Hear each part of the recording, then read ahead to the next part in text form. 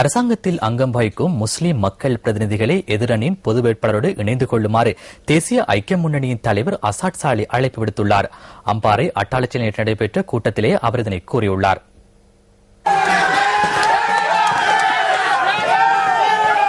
பொது வேட்பாளர் மைத்ரிபால சிறிசேனவுக்கு ஆதரவு வழங்கும் கூட்டம் ஒன்று அட்டாளச்சேனையில் நேற்று நடைபெற்றது.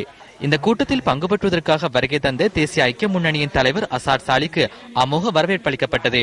அதனை அடுத்து அங்கு உரையாற்றிய தேசிய ஐக்கிய முன்னணியின் தலைவர் அசாட் சாலி, இன்றைக்கு அனுராதபுரில கூட்டம் நடக்குது. 150 சிடிபி பஸ், ஒரு பஸ்ல 8 பேர் 10 பேர் தான் முழு சிலோன்ல இருந்து கொண்டாடுற அனுராதபுரிக்கு. இங்க பஸ்ஸும் இல்ல ஒன்றும் இல்ல, நடந்து வந்தீங்க மக்கள். மைத்ரிபால சிறிசேன வரணும் சொல்லி 8 மாசம் புள்ளைக்கே மஹிந்த ராஜபக்ச தாருன்னு விளங்குதுண்டா. ஏண்டா இவ்வளவு கட் அவுட் அடிச்சு போட்டீங்க? இது தேவையில்ல. முஸ்லிம் காங்கிரஸ் தலைவருக்கு சொல்றேன், 15 மீட்டிங் நீங்க கொழும்புல வச்சாச்சு. என்ன ஆலோசனை? என்ன தராய்க்கு இவ்வளவு ஆலோசனை? பள்ளி அடிச்சவனோட இருக்கிறியா, பள்ளி உடைச்சவனோட இருக்கிறியா, வெளியேறியா? இவ்வளவுதான் கதை. தீர்மானம் எடுங்க.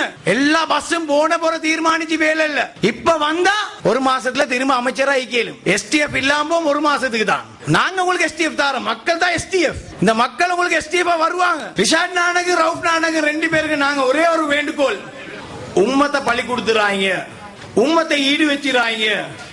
இந்த முஸ்லிம் உம்மத்தின் தலை நிமிர்ந்த சமுதாயம் நாங்க யாருக்குமே தலை குனிய மாட்டோம்.